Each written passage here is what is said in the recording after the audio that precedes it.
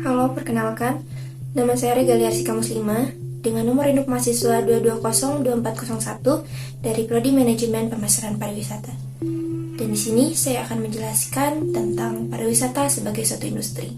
Jadi, mengapa pariwisata disebut sebagai suatu industri? Pesatnya perkembangan industri pariwisata menyebabkan banyak negara di dunia ini menganggap pariwisata sebagai satu di antara aspek terpenting dan integral dari strategi pengembangan negara. Banyak literatur kepariwisataan yang memberikan ulasan bahwa sektor pariwisata memberikan keuntungan ekonomi terhadap negara yang bersangkutan.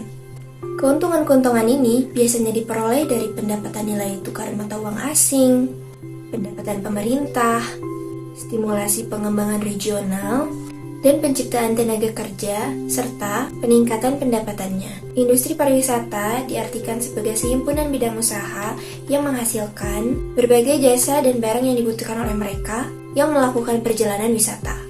Pariwisata sebagai suatu industri baru dikenal di Indonesia setelah dikeluarkannya Instruksi Presiden RI nomor 9 tahun 1969 pada tanggal 6 Agustus 1969. Di mana di dalam bab 2 pasal 3 disebutkan usaha-usaha pengembangan pariwisata di Indonesia bersifat suatu pengembangan industri pariwisata dan merupakan bagian dari usaha pengembangan dan pembangunan serta kesejahteraan masyarakat dan negara.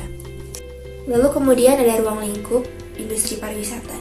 Di antaranya yang pertama adalah restoran. Di dalam bidang restoran, perhatian antara lain dapat diarahkan pada kualitas pelayanan baik dari jenis makanan maupun teknik pelayanannya. Di samping itu, dari segi kandungan gizi, kesehatan makanan dan lingkungan restoran, serta penemuan makanan-makanan baru dan tradisional, baik resep, bahan, maupun penyajiannya bisa dikembangkan secara nasional, regional, bahkan internasional. Yang kedua ada penginapan.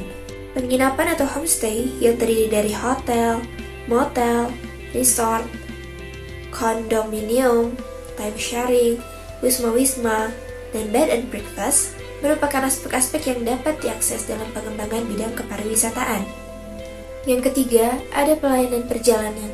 Pelayanan perjalanan ini meliputi biro perjalanan, paket perjalanan, perusahaan insentif, travel, dan reception service. Yang keempat, ada transportasi. Transportasi ini dapat berupa sarana dan prasarana angkutan wisata seperti mobil atau bus, pesawat udara, kereta api, kapal pesiar, dan juga sepeda. Lalu yang kelima ada pengembangan daerah tujuan wisata. Daerah tujuan wisata dapat berupa penelitian pasar dan pangsa, kelayakan kawasan wisatawan, arsitektur bangunan, dan engineering serta lembaga keuangan.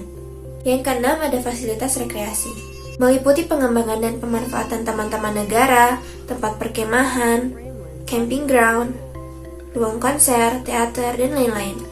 Lalu yang terakhir ada atraksi wisata, meliputi taman-taman bertema, museum-museum, hutan lindung, agrowisata, keajaiban alam, kegiatan seni dan budaya, dan lain sebagainya.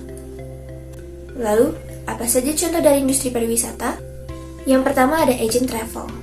Adalah usaha yang melakukan perencanaan kegiatan perjalanan dari awal hingga pulang kembali. Yang kedua ada agen tiket. Ini adalah usaha yang melakukan penjualan tiket secara online. Lalu kemudian ada sewa kendaraan, adalah usaha yang melakukan dalam rangka penyewaan kendaraan untuk melakukan sebuah perjalanan ataupun kegiatan pariwisata lainnya. Lalu kemudian ada produksi kerajinan, usaha yang membuat kerajinan tangan khas daerah yang melakukan penjualan pada produknya pada lokasi pariwisata. Lalu kemudian ada tour guide. Ini adalah usaha dalam rangka menemani wisatawan dalam melakukan perjalanan pariwisata.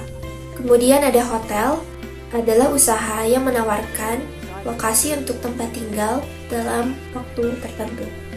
Cukup sekian video yang akan saya tampilkan pada saat ini. Terima kasih telah menonton.